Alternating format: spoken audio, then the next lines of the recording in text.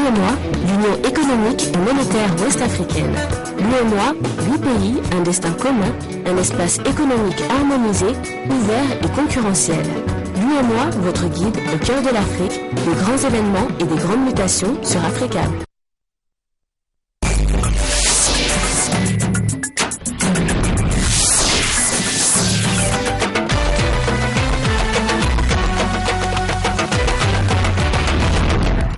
Vous êtes sur Africable Télévision. Merci d'être au rendez-vous de l'information. Voici les titres de ce journal. Un soldat français a été tué dans les combats de samedi dans le massif des Ifoghas. Il a été mortellement blessé lors d'un assaut contre les islamistes. Les autorités françaises et maliennes font part de leur profonde tristesse. Élection présidentielle ce lundi au Kenya dans une atmosphère tendue. Les deux favoris, Raila Odinga et Uhuru Kenyatta, sont au coude à coude. Le dernier scrutin s'était soldé par des violences. 5 ans plus tard, coup de projecteur sur la vallée du Rift.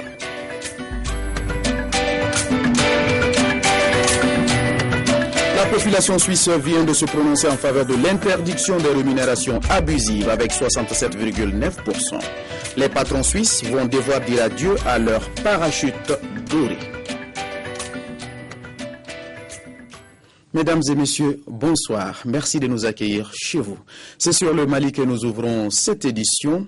Des images de Thessalite avec l'arrivée de la dépouille du caporal Cédric, mort au combat samedi soir. Son corps sera ensuite rapatrié. Les autorités françaises et maliennes font part de leur profonde tristesse. Le parachutiste a été blessé mortellement lors d'un assaut contre les islamistes dans l'Adrar des Ifoghas, près de la frontière avec l'Algérie. C'est le 3e mort français depuis le début de l'opération. Les combats ont eu lieu dans la vallée de Tingargar. Toutes nos condoléances à la famille de ce soldat tombé sur le champ de l'honneur. Nous poursuivons avec l'actualité. Plusieurs terroristes ont été tués dans des combats violents au nord Mali, dont le borgne Mokhtar Belmokhtar. Information confirmée par l'armée tchadienne, qui annonce aussi avoir tué un autre chef très influent d'Akmi, Abou Zaïd. Et les opérations de traque des djihadistes se poursuivent dans le nord. Personne ne sait réellement si cet homme est mort ou vif. Mokhtar Belmokhtar, ancien chef d'Al-Qaïda au Maghreb islamique, entré en dissidence. C'est lui qui avait revendiqué en janvier la prise d'otage sur le site gazier d'Inamenas en Algérie. Il reste introuvable. Pourtant, l'armée tchadienne, elle, est catégorique. Les forces armées tchadiennes en intervention au Mali, Fatim, ont totalement détruit la principale base des djihadistes et narco-terroristes dans le massif de l'Adrar des Ifoghas. Plusieurs terroristes tués, dont le chef Mokhtar Belmokhtar, dit le Boré. La veille, l'armée tchadienne annonçait aussi avoir tué un autre chef historique, Abou Zaïd, annonce faite par le président Idriss Déby lui-même. Même scénario, pas de corps du chef d'Akmi. Les autorités françaises ne confirment pas pour le moment ces 2 morts. Au Mali, les opérations de traque des djihadistes se poursuivent. Côte à côte, l'armée française et tchadienne. Au moins une quinzaine d'islamistes ont été neutralisés, tués ou blessés ce samedi dans l'extrême nord-est du pays. Les combats ont été particulièrement violents. Un 3e soldat français est mort durant ces opérations, un parachutiste de 26 ans qui montait à l'assaut. Des combats et des pertes côté rebelles qui font craindre pour la sécurité et le sort des otages français dans la région. Je l'annonçais en titre, ce demain, la présidentielle au Kenya dans une atmosphère tendue. Le dernier scrutin s'était soldé par des violences.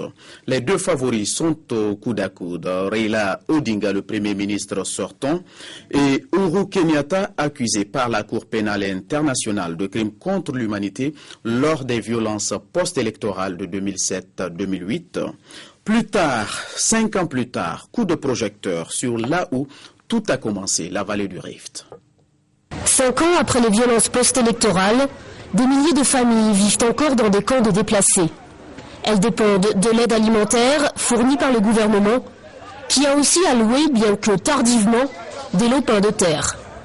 Béatrice a perdu son mari et son fils de 13 ans, fin 2007. Elle n'est pas tranquille à l'approche du scrutin.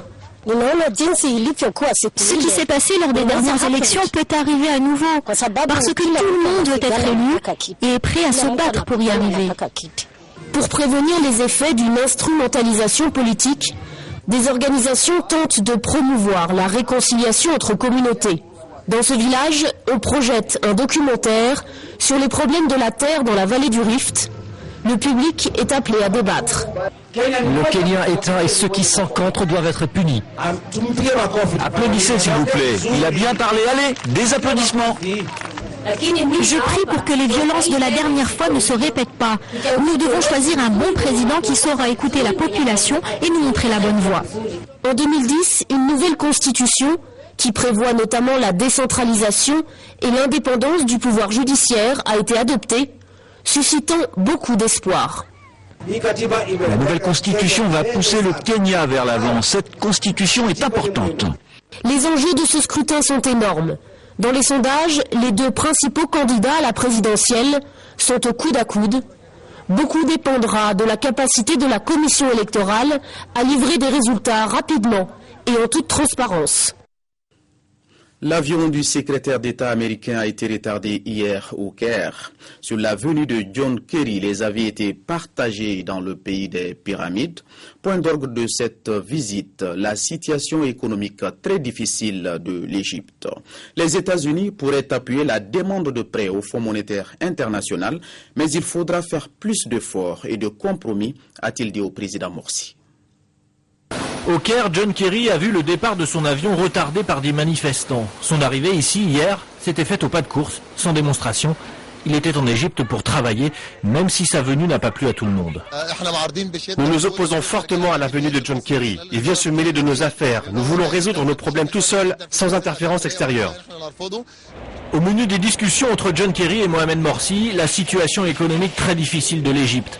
Les États-Unis pourraient appuyer la demande de prêt au FMI d'environ 5 milliards de dollars actuellement en discussion. Les Américains vont donner 250 millions aux Égyptiens, mais il faudra faire plus d'efforts et de compromis, a-t-il dit à leur président. Car les heurts entre manifestants et police se poursuivent, comme à Port Saïd, où un commissariat a été incendié hier. Une situation trop habituelle en Égypte depuis des mois. Alors John Kerry a voulu rencontrer les autres acteurs politiques égyptiens, à la Ligue arabe ici ou parmi l'opposition. Pour les analystes, une façon de montrer sa volonté de gérer la crise. Je pense que Kerry a des propositions à faire à l'opposition sur la façon de se comporter pour se mettre autour d'une table avec le gouvernement. Je parle de l'idée d'un gouvernement neutre, d'un gouvernement d'unité pour gérer le pays pendant les prochaines élections. Les législatives auront lieu en avril. Il reste donc peu de temps pour sortir de la crise. Et Tahrir gronde encore. Une première en Syrie, le chef de l'opposition, Ahmed al-Khatib, était ce dimanche dans la région d'Alep. Pendant quelques heures, il a rencontré les habitants, une visite destinée à renforcer les liens entre l'opposition politique et la rébellion armée. D'intenses combats ont eu lieu dans la région pour le contrôle d'une académie de police. Dans le reste de l'actualité, l'armée déployée au nord du Bangladesh depuis l'annonce de la condamnation à mort d'un dirigeant d'un parti islamiste. Des violences ont fait près de 60 morts. L'opposition appelle à partir de ce dimanche à une grève générale. Et puis la Thaïlande promet de faire plus contre le trafic d'ivoire, régulièrement accusé de complaisance dans le domaine. La première ministre s'est engagée à faire évoluer la loi pour mettre un terme au commerce d'ivoire. Déclaration à l'occasion d'une réunion de la Convention sur le commerce international des espèces menacées. Nous poursuivons avec l'actualité. Les patrons suisses vont devoir dire adieu à leur parachute doré et à leur rémunération abusive. La population était appelée à se prononcer et elle s'est prononcée très largement en faveur de l'interdiction de ces rémunérations abusives. Un vote qui a tourné au plébiscite avec 67,9% de oui. Regardez. Les suisses seraient-ils en train de montrer l'exemple au monde de la finance? Ils ont en tout cas décidé de dire oui à une large majorité, oui à l'initiative d'un chef d'entreprise et sénateur de la droite populiste, celle d'interdire les parachutes dorés et les rémunérations abusives des patrons. L'auteur de la proposition, qui se bat pour ce projet depuis 7 ans, a déclaré ne pas être surpris par les premiers résultats du vote. Le peuple suisse a décidé, ou il semble qu'ils ont décidé de mettre un signal fort envers les conseils d'administration et envers le Conseil fédéral, mais aussi le Parlement suisse. Le Parlement qui devra valider ce projet pour l'inscrire dans la Constitution. Si le processus, qui devrait durer environ 1 an, va jusqu'à son terme, ce sont les actionnaires et non plus les conseils d'administration qui approuveront les rémunérations des patrons. La durée du mandat des administrateurs sera limitée à 1 an et les parachutes dorés, les indemnités de départ des patrons, seront interdits. Une initiative qui détonne au pays de la finance. De nombreuses voix se sont élevées contre ce projet, craignant un départ en masse des entreprises installées sur le sol suisse. Mais pour l'auteur de la proposition, cette loi sera un gage de stabilité pour les investisseurs étrangers. Sur un tout autre registre, avant de refermer cette édition, après 3 ans et demi de fonction, le directeur général de Sotelman Malitel est en fin de mission au Mali. L'entreprise a été certifiée aux normes ISO 9001 version 2008. Une cérémonie a été organisée ce vendredi en son honneur en présence de plusieurs personnalités. Daouda Kamate et Daouda Doumbia pour le compte-rendu. Toute séparation est douloureuse. C'est en ces termes que l'on pouvait qualifier la cérémonie de départ du directeur général de Sotelman Malitel en fin de mission. À la tête de cette entreprise depuis sa privatisation en 2009, Noureddine Bouzebra est parvenu à insuffler une nouvelle dynamique à la structure qui était au bord du gouffre. Pour le DG sortant, cette cérémonie, loin d'être un adieu, marque la reconnaissance à tous ses partenaires qui lui ont permis d'atteindre les résultats escomptés. C'est au quotidien que nous travaillons avec nos clients, nos fournisseurs, nos partenaires. Sans leur aide et leur accompagnement, nous pourrions nous prévaloir d'un quelconque résultat positif. Aussi, je ne saurais oublier ceux qui, dans ma direction, ont supporté au quotidien mon humeur et appliqué mes directives avec beaucoup de patience et de retenue. Pour le personnel du premier opérateur téléphonique malien, les qualités managériales et de leadership de l'homme ont contribué à la consécration de l'entreprise comme l'une des plus performantes au Mali et même dans la sous-région. Si le chiffre d'affaires était estimé en 2009 à 70 milliards de francs CFA, aujourd'hui il est de 143 milliards de francs CFA pour plus de 8 millions d'abonnés, et ce malgré la concurrence. Quant au ministre de la Communication, le mot merci ne pouvait être que la mieux partagée.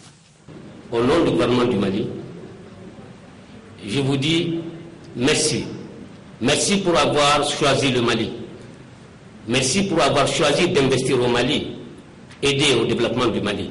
Merci pour avoir, encore une fois, popularisé le téléphone, qui n'est pas seulement pour nous un instrument de communication, mais un fantastique outil de développement. La cérémonie a aussi été consacrée à la présentation du nouveau directeur général de Sotelman Malitel en la personne de Mohamed Morchid. Ce dernier était jusqu'à sa nomination le directeur général de Sonatel au Burkina Faso. Lui aussi s'est dit disposé à pérenniser les acquis et poursuivre le chantier en cours de construction, afin d'être plus proche des Maliens qui demandent plus. Juste après Afrique Soir, vous pourrez suivre le débat sur le bilan de la 23e édition du FESPACO, le rendez-vous du cinéma africain. Rendez-vous est donc pris pour 20h30, temps universel sur Africable Télévision. Elle est terminée. Merci à vous de l'avoir suivi et surtout, merci de votre fidélité. Passez une excellente soirée en compagnie des programmes de la première chaîne panafricaine.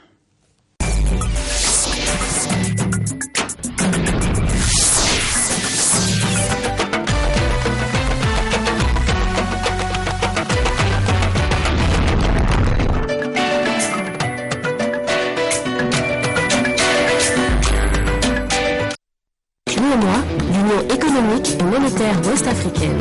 L'UEMOA, 8 pays, un destin commun, un espace économique harmonisé, ouvert et concurrentiel. L'UEMOA, votre guide au cœur de l'Afrique, de grands événements et des grandes mutations sur Africa.